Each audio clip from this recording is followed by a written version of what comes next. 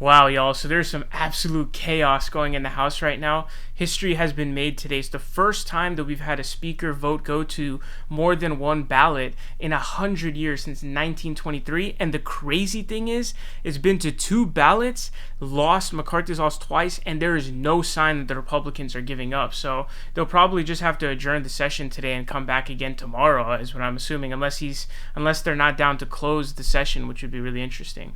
But there was a conversation between Matt Gaetz and AOC, and there was a separate one with Paul Gosar and AOC. But this is one with AOC and Matt Gaetz that you just ended up seeing right there, right?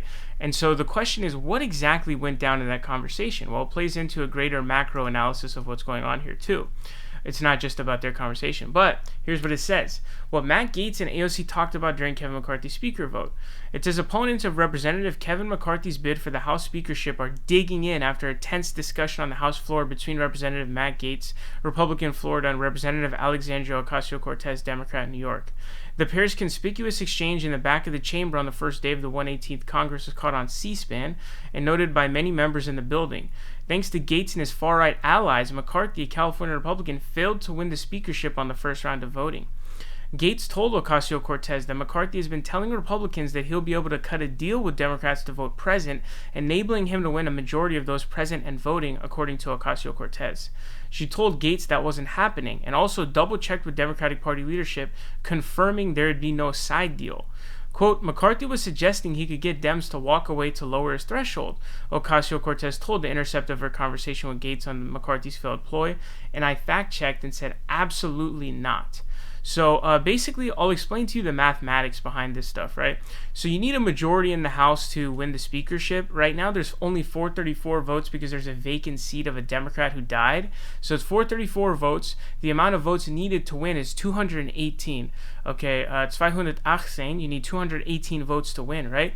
But the thing is, here's the catch. So there's 19 Republicans right now. McCarthy only got 203 votes on the second ballot. Hakeem Jeffries has all of the Democrat 212 votes. But here's the thing, here's the catch. So those 19 Republicans all in a trolling way, they voted for Jim Jordan. Jim Jordan doesn't want the speakership. He's endorsed McCarthy, but they chose him anyways. It's like a troll thing, right? And so they're all voting for him. But what happens if they decide to abstain or vote present and not vote for any other candidate? Well, then what ends up happening is the threshold becomes the majority minus those abstentions. So in this case, since Hakeem Jeffries has 212, in order to win a majority here, all he would have to get is 218 minus 212, so 6 more votes, right, is all he would need. So if there's 6 Republican abstentions, then he would be able to secure the majorityship with that number. And so as of right now, all of these 19 Republicans are voting for Jim Jordan. So they're voting for someone else. They're not voting for they're not abstaining, right? And so if they abstain, if 6 members abstain, then Hakeem Jeffries, who sucks, by the way, he would end up winning. And so Gaetz is asking her, like, did Kevin cut a deal? Because McCarthy's making all kinds of threats because he's obviously in this like war now with like these crazy Republicans, right? So he's been making a bunch of threats and like, hey, if this doesn't happen, I'll do this. If this doesn't happen, blah, blah, blah will happen. I'll do this. I'll strip you of your committeeships, etc. So they're getting threatened with that now. And so the question now essentially becomes, what exactly is going to go down? But AOC is saying, no, we're not making a deal like that. And they're pretty they're solid in terms we're all just voting with Hakeem Jeffries. We don't have like a side deal in terms of to get Kevin McCarthy in, because then there's a question of strategy. Okay, well, do you stay behind Hakeem Jeffries, or do you help McCarthy and somehow make that your thing to help you win? I think it's not smart. I think stay away from the McCarthy stuff, because if you keep this an intra-Republican thing, assuming Americans aren't dumb, A, and 2, you're able to market well, the perception of people in the United States should be, the Republicans are crazy. So remember under Bill Clinton, really interesting, right? When do you think his worst approval ratings were? Pause the video and answer the question, right? When was his worst? Oh, you must think Monica Lewinsky. No! During Monica Lewinsky, his poll ratings went up and up and up. They only went upwards because people were like, dude, this investigation is bullshit. That's what they said. They said it's bullshit. And so that impacted poll numbers heavily in favor of Bill Clinton. And so this is a similar potential situation, just like we're seeing right now in the UK. I saw Labour poll numbers were up plus 20 something because the Liz Truss government just collapsed. And so in terms of politics, yeah, let them do their thing. They got a super tiny margin, a little micro penis length margin of a win. And honestly, the Democrats would have picked up the House if New York didn't like go schizophrenic on us for whatever reason, like the redistricting and like Lee Zeldin and all that stuff. If that stuff didn't happen, they would have got it.